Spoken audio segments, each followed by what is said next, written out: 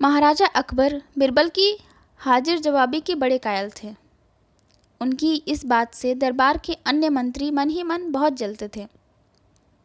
उनमें से एक मंत्री, जो महामंत्री का पद पाने का लोभी था, ने मन ही मन एक योजना बनाई।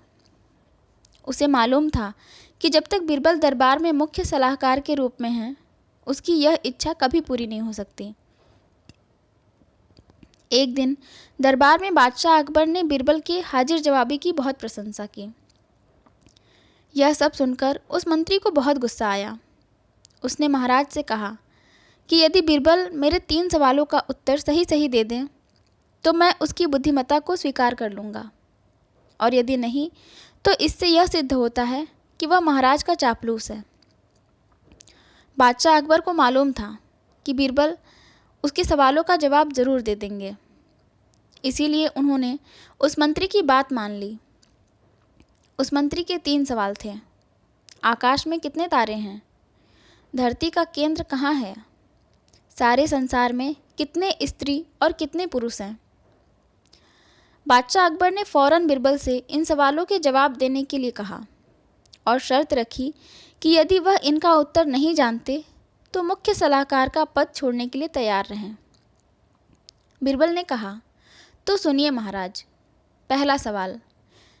बिरबल ने दरबार में एक भेड़ मंगवाई और कहा, जितने बाल इस भेड़ के शरीर पर हैं, आकाश में उतने ही तारे हैं।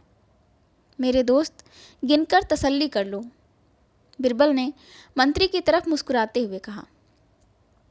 दूसरा सवाल। बिरबल ने ज़मीन पर कुछ लकीरें खींची और हिसाब लगाया। फिर एक लोहे की छड़ मंगवाई और उसे एक जगह गाड़ दिया, और बिरबल ने महाराज से कहा, महाराज, बिल्कुल इसी जगह धरती का केंद्र है।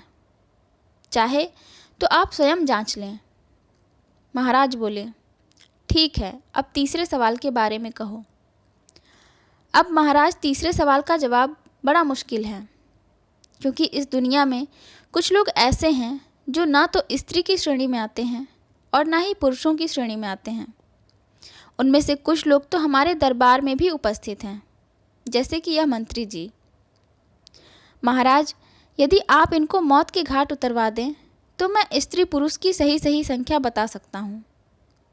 अब मंत्री जी सवालों का जवाब छोड़कर थरथर काँपने लगे और महाराज से बोले, महाराज, बस बस, मुझे मेरे सवालों का जवाब मिल गया।